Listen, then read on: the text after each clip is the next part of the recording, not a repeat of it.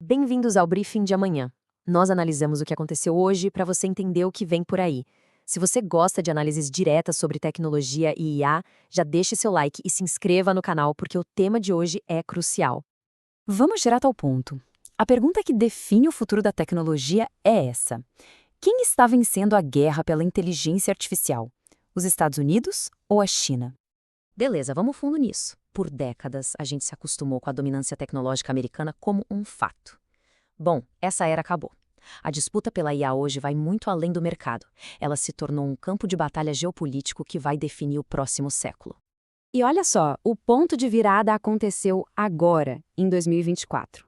Este gráfico com dados do Nature Index, que é uma das fontes mais respeitadas para rastrear a pesquisa de ponta, mostra algo que muita gente achava impossível. A China oficialmente ultrapassou os Estados Unidos em publicações nas revistas científicas mais importantes do mundo. A gente está falando das pesquisas que definem a fronteira do conhecimento. E aqui está o ponto-chave. Não se trata mais apenas de volume. Aquele argumento antigo de que a China produzia muito, mas com pouca qualidade, já não vale. Liderar nas publicações de elite significa liderar na vanguarda da ciência, onde as descobertas mais disruptivas acontecem. É uma mudança fundamental no mapa da inovação global. Então a gente se pergunta, como é que a China chegou aqui tão rápido? A resposta é uma estratégia deliberada, totalmente liderada pelo Estado e focada em uma única coisa: escala massiva. O objetivo é simples: integrar a IA em toda a infraestrutura do país e fazer isso na maior velocidade possível. Para a gente ter uma ideia do que essa escala significa, olha esse número: 188.757. Esse foi o pico de patentes de IA que a China registrou em um único ano.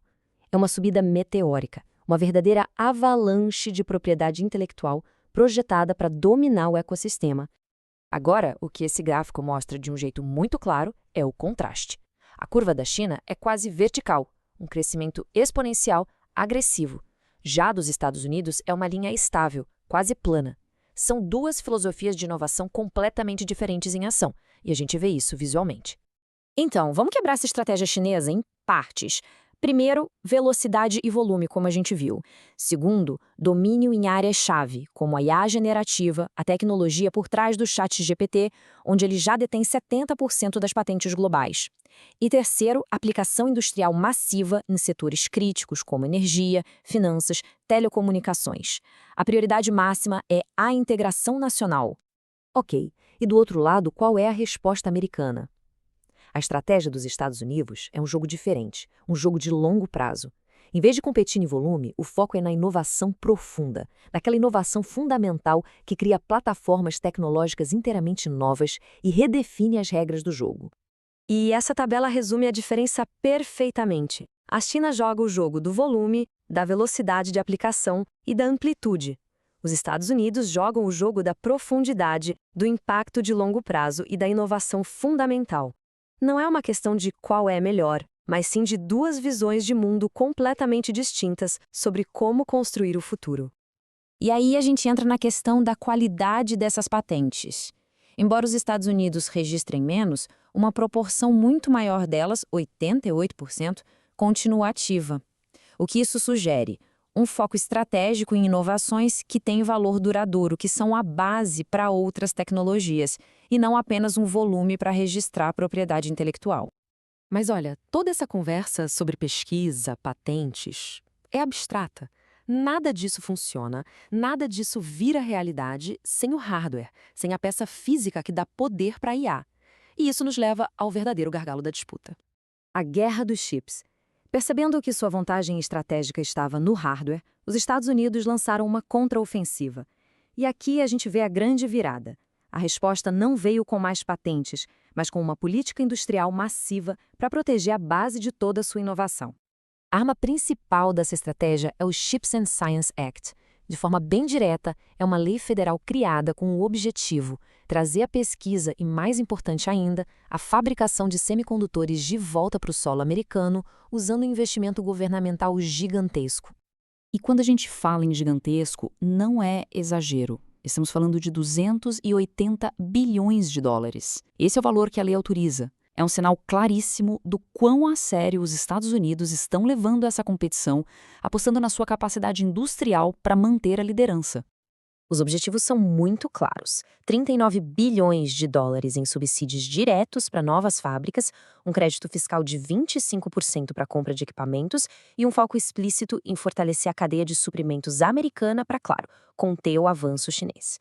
É uma mobilização de capital público e privado que atrai gigantes como Intel, TSMC e Samsung. Falando em tirar projetos do papel, se você se inspira nessas inovações e quer criar seu próprio portfólio de tecnologia, um blog de IA ou um site para o seu projeto, você vai precisar de uma boa hospedagem. Para isso, eu recomendo a Hostinger. É rápida, segura e tem um dos melhores custos-benefícios do mercado. Conseguimos um cupom exclusivo de 20% de desconto para os inscritos aqui do Briefing. É só acessar o link aqui na descrição ou apontar para o QR Code que está na tela.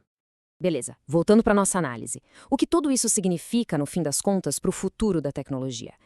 Significa que agora nós temos dois modelos diferentes, ambos com forte apoio do Estado, competindo para definir as regras do jogo nas próximas décadas.